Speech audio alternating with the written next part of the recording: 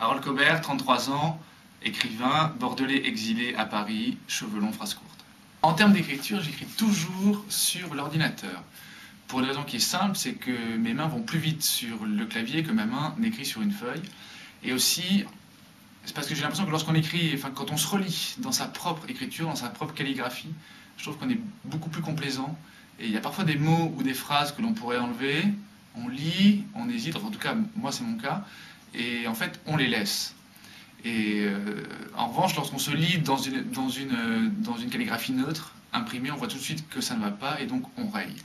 Mais j'écris donc d'abord à l'ordinateur, mais ensuite j'imprime et là je retravaille à la main, je raye avec des flèches dans les marges, etc. Mais plus jamais de premier jet.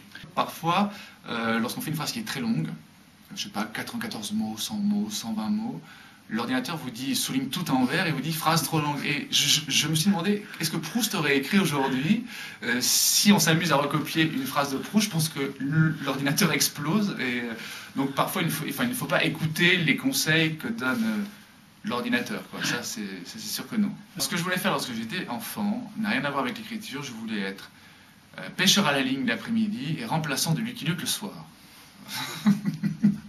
Je sais pas d'où ça sort. C'est mignon. Si on devait mettre une phrase sur ma tombe, ce serait pas une phrase de moi, ce serait une phrase de Giacomo Casanova qui dit rien ne pourra faire que je ne me sois pas amusé. L'objet livre, oui, est quelque chose, moi j'ai trouvé ça très émouvant, mais on s'y prépare dans le processus éditorial, c'est-à-dire qu'on a d'abord les épreuves, ensuite les épreuves reliées, non corrigées, puis après le livre.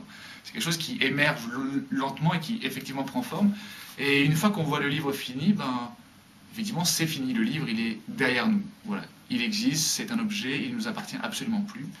Et qu'est-ce que je fais de mes exemplaires d'auteur? Ben, ils sont rangés pour l'instant dans un placard, et j'en donnerai à ceux qui en voudront encore quand il n'en existera plus du tout. Ou alors je les brûlerai peut-être, je sais pas. Il faut voir. Il y a une petite honte d'auteur à un salon du livre à Sablé. Donc une dame vient, regarde le livre, me regarde moi, feuillette, et puis elle me dit oui, mais en fait non, je ne vais pas le prendre parce que je ne vous connais pas, je ne vous ai jamais vu.